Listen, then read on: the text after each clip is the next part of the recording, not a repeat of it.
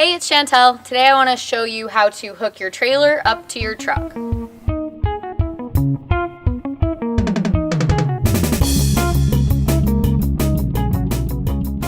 Over the summer I want to put out a series of videos that is basically like a boater's 101. I sell a lot of boats to first-time boaters, and some of the stuff that I take for granted after boating my entire life and a lot of boaters take for granted can actually be really intimidating and super stressful. So the goal is to do little video snippets of kind of the basics of boating, so to make it more fun and less stressful when you're out on the water.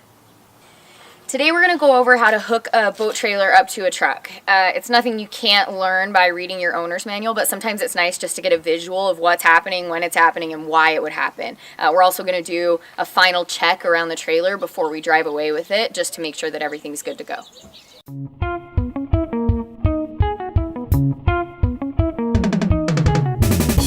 So something that's super important is your ball height. You want to make sure that your ball that you use, that your hitch that you use is the right height for your trailer. I have an adjustable hitch because I'm towing lots of different sizes and styles of boats.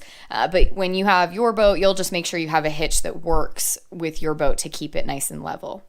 Most boats now are a 2-inch ball. If it's a really big boat, it might be a bigger ball, but I'd recommend confirming that before you try to go pick up a boat. That pin that goes in the hitch, sometimes it can be a little tricky to get it in there, or it can be sticky. If you kind of lift up and shake on the front of the tongue, that'll help get it to slide in there pretty nice. And then you want to make sure you have the pin underneath in there, so if you're driving, it's not just going to wiggle its way out, it stays put. Backing up a truck to a trailer is way easier if you have a backup camera, but if you don't, I would recommend having a buddy back there guiding you in, making sure you're straight and that you know how much farther you need to go. Otherwise, you're going to be in and out of the truck, checking your distance and your angle and making sure that you're right. Every trailer is a little bit different. There's a sweet spot where your ball is just going to slide right in. Most often, you want the ball to be just a little bit forward on that hitch, just so you don't end up pushing back and not making it possible to close the hitch up. Once the hitch is closed, you put the hitch pin in to make sure that when you're driving down the road, it's not just going to wiggle and pop open and then the trailer just comes off the ball. So that pin is super important. You're going to put your jack up, obviously, so it's not just dangling down there and hitting the road. And then the safety cables that we have, you may have chains. Either way, you want to make sure that you cross them. The benefit of crossing them is if something does fail at your hitch, the safety chains are there to catch it. You don't want it just falling and slamming on the road. And if you cross those chains or cables, then that's just going to cradle it if something does happen at the hitch. Worst case scenario, if your hitch fails and your safety cables or chains fail, this is your e-brake. You want to make sure you don't just attach that to your cables. You want to attach directly to the truck. So if your hitch fails and the chains fail or the cables fail, then that e-brake is your last line of defense. It's going to pull out and it's going to engage the trailer brakes, so your boat just doesn't end up flying down the freeway next to you. You want to make sure the lights are nice and snug in there. There's usually a little catch on your truck that will make sure that as the boat moves and as you're making turns, it's not just going to pop out. Once the trailer is all the way hooked up, you can take whatever chocks away that you have. And I like to do a final walk around. So after I've hooked up the trailer, I do one more quick walk around the boat and make sure that everything's good to go.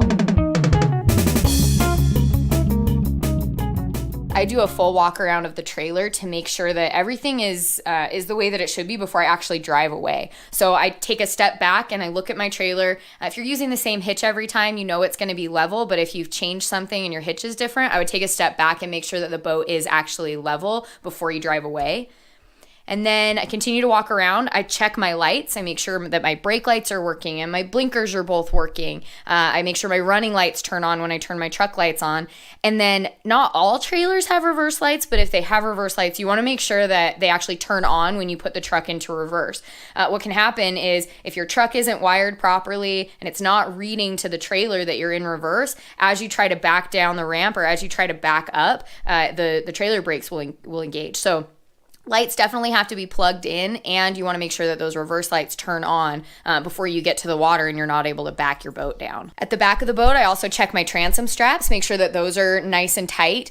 These are ratchet straps, which are awesome. They don't even have to come off the trailer, but you might have the ones that are removable. And then I physically put my hands on everything else. So I walk around and I check my tongue pin, make sure that that's in there for my swing tongue, make sure my lights are nice and snug. I even will give them a little tug just to make sure that they're not going to come undone on their own. I check my safety cables or chains and my e-brake and my hitch pin. The final checks has saved my bacon more times than I can count. So that to me is the most important step in all of this.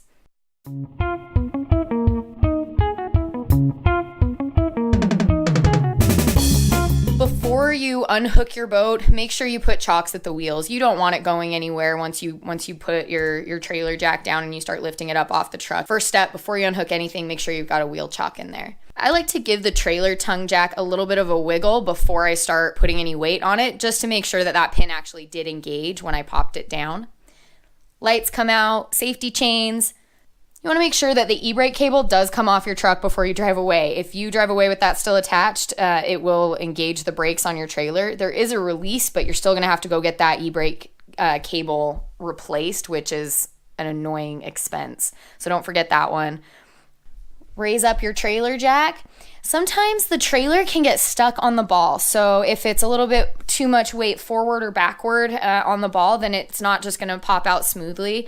But if you move the trailer forward or backward just a little bit, or if you put a little bit of weight on the truck to help it pop out, that'll work.